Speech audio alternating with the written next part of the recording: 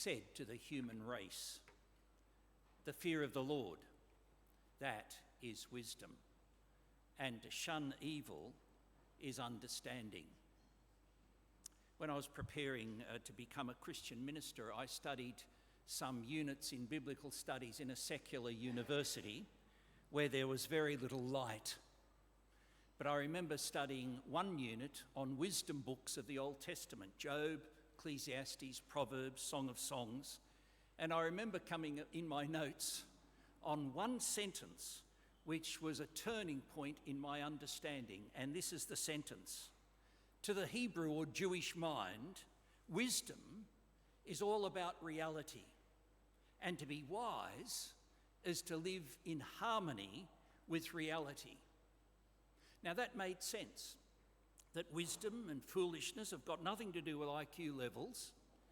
Nabal, remember in 1 Samuel, was a fool, and yet he was intelligent enough to run a large farming operation. And the only person the Lord Jesus called a fool was intelligent enough to expand his farming operation so that he took an early retirement. But Jesus said he was a fool because he ignored reality. He ignored the reality of his accountability and the fact that he would answer to God. And so remember, Jesus said, God says, you fool, you wealthy fool, you fool with managerial skills, you fool with farming skills, you fool, tonight your soul will be required of you. That is reality. The fool says there is no God, but he is the centre of reality.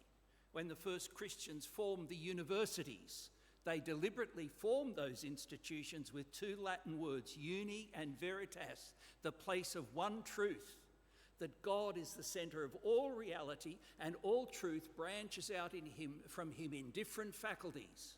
But at the core, the one truth is God. To be wise is to live in harmony with reality. Now, one time I remember we went to the Bathurst, not to the races, but we went to the Mount Panorama racing circuit, and the kids said, come on, Dad, let's put the car through the S's at the top of Mount Panorama. And what I noticed as we drove up through the S's is that they're very sharp, and if you miss them, it's a long way down. So I turned the old Tarago around and I revved it up, and I thought, well, I've seen all the great racing drivers do this, and I revved the car up, and I thought, no, wait on, I've never seen them do it in a Toyota Tarago. And I've never seen them do it with their 5 kids in the back. And I've never seen them do it with their wife sitting next to them saying, don't you dare, David. And I took the S's at 20 kilometres an hour, to which my respectful children said, you're a wimp, Dad. Yes, I was a wimp, but I was a wise wimp. I recognised the reality of the situation and I drove in conformity with that reality. One time I was at a conference in Queensland, and I noticed in the audience was Dr. Graham Goldsworthy, who did his PhD in Yale and who actually wrote the book Gospel and Wisdom. And I gave this definition: to be wise is to live in harmony with reality.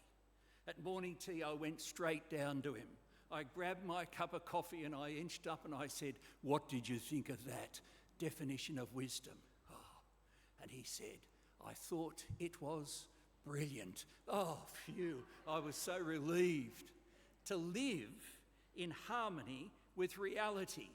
We talk about wisdom, we pray for wisdom, but do we see that wisdom is to recognise reality and then live in harmony with reality? Now take your Bibles and open up to Job, and you'll see that Job is one long wisdom poem. At the beginning, the story begins by Satan accusing God. And Satan says to God, no one loves you for you. People only love you for what they can get from you.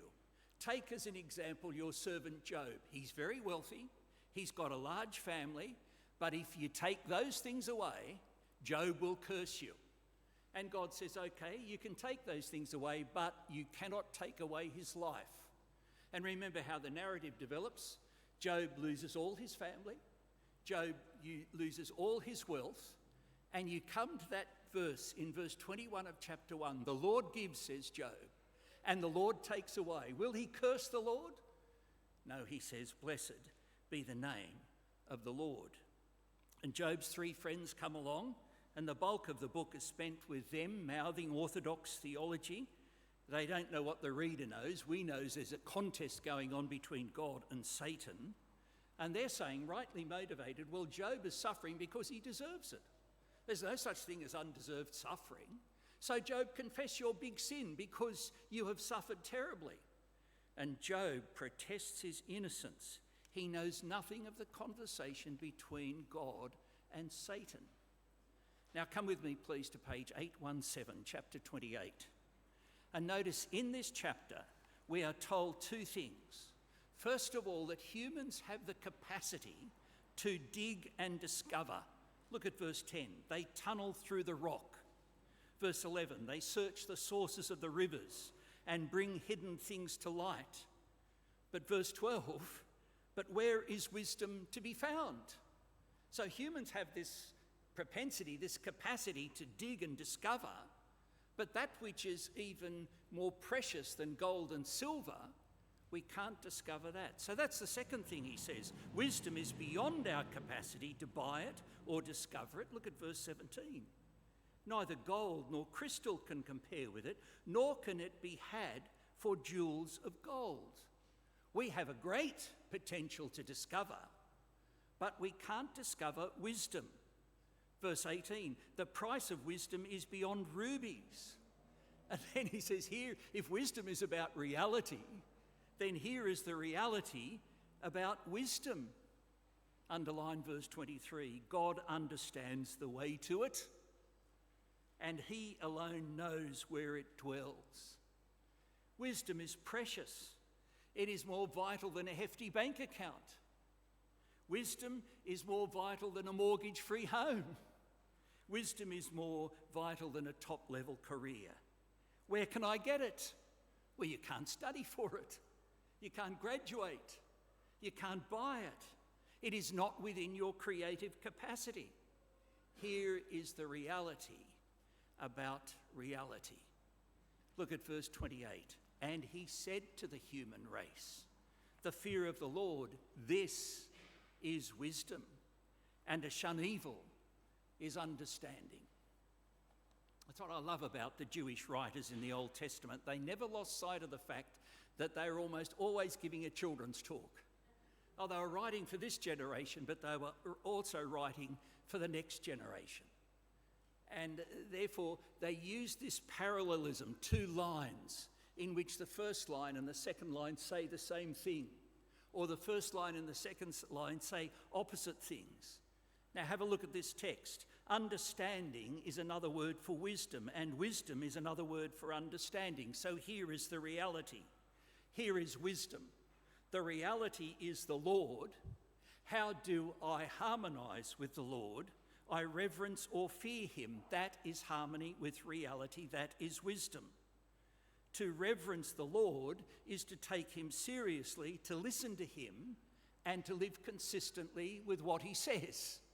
Now that's repeated again and again in Proverbs, in Psalms, in Ecclesiastes. You remember that brilliant verse in Psalm 1, verse 1. Blessed is the man, the wise man is the one who does not walk, who does not stand, who does not sit with the wicked, the sinner, and the mocker. Well, what does he do? He delights in the law of the Lord, and on his law he meditates day and night. So here's parallelism. This is what he doesn't do. This is what he does. Now have a look here at Job 28, verse 28. The fear of the Lord, that is wisdom. Reality, the Lord, harmonise with reality. Reverence him, fear him.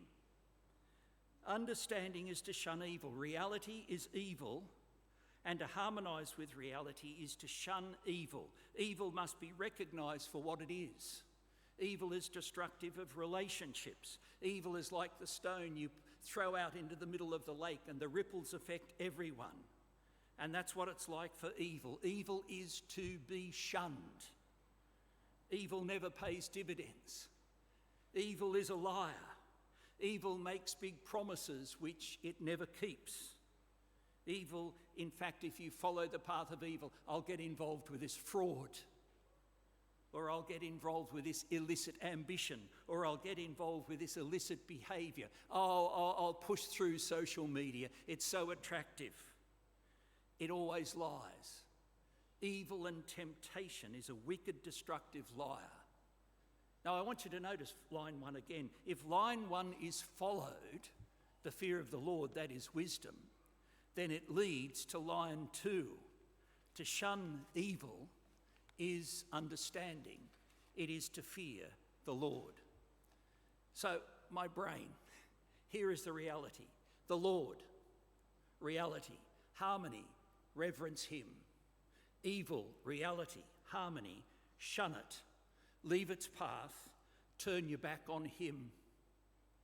When I was at Moore Theological College training for ministry, we had a brilliant communicator who past generations will know. He's now in heaven, called Clifford Warne. Clifford Warne has a puppeteer and had great ministry to children. But Clifford Warne, in one of his lectures, said this: the only way to beat sexual temptation is with your hat. Grab it and run. It's good, isn't it? Shun it. Get out of here. This is no place for you. Now notice here, it is impossible, therefore, to fear the Lord and embrace evil. It is impossible to embrace the Lord and embrace evil. And that's what I love about Hebrew wisdom. What does the Hebrew wise person look like? Is he a person of contemplation? Is she like a guru? Does she sit cross-legged and doesn't talk to many people? Is he aloof and distant? No way. Look at line 2. The one who fears the Lord is active in the battle of resistance against evil. He or she is a soldier in the battle against evil.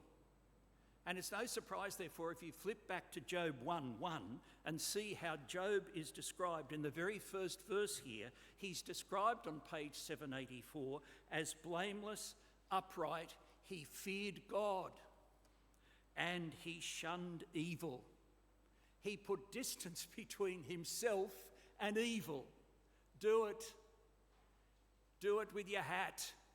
Grab it and run. And so here, God is coming before us. We say, oh, God is a killjoy. No. God comes with all his love.